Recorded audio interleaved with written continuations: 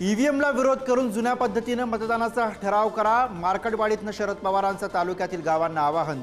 तर पवारांनी जनतेचा कौल मान्य करावा, लोकांचा लोकशाहीवरील विश्वास उडेल असं काही करू नये, मुख्यमंत्री देवेंद्र फडणवीस यांचं प्रत्युत्तर. ईव्हीएम ऐवजी बॅलेट पेपरवरती निवडणुकांसाठी मवियाचे 2 आमदार राजीनाम्याच्या तयारीत. पवारांच्या राष्ट्रवादीचे उत्तम जानकर आणि ठाकरेंच्या सेनेचे सुनील राऊत बॅलेटवर पुन्हा लढण्यास तयार.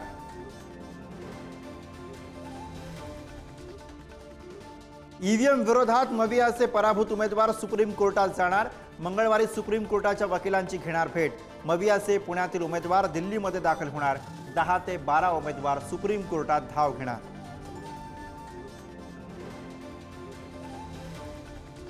मंत्रिमंडळ विस्तारात भाजप धक्कातंत्र वापरणार. काही जुन्या चेहऱ्यांना धक्का, नव्या चेहऱ्यांना संधी देणार. भाजपचे 15 ते 20 आमदार मंत्रिपदाची शपथ घेण्याची शक्यता.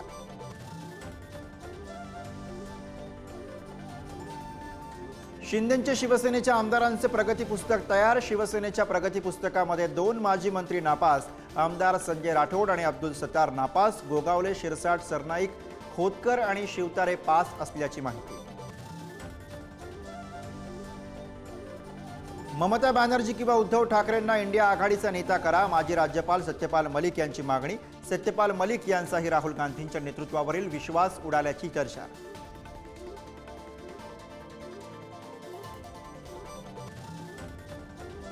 टिटवाळ्यात वृद्ध महिलेवरती भटक्या कुत्र्यांच्या हल्ल्याची घटना ताजी असतानाच कल्याणमध्ये 8 वर्षांच्या चिमुकल्यावर भटक्या कुत्र्यांचा हल्ला, नागरिकांमध्ये दहशत. नंदुरबारच्या अस्लोदमध्ये दारूची बाटली आडवी. दारूबंदीच्या बाजूनं 244 तर विरोधामध्ये अवघ्या 20 महिलांचं मतदान.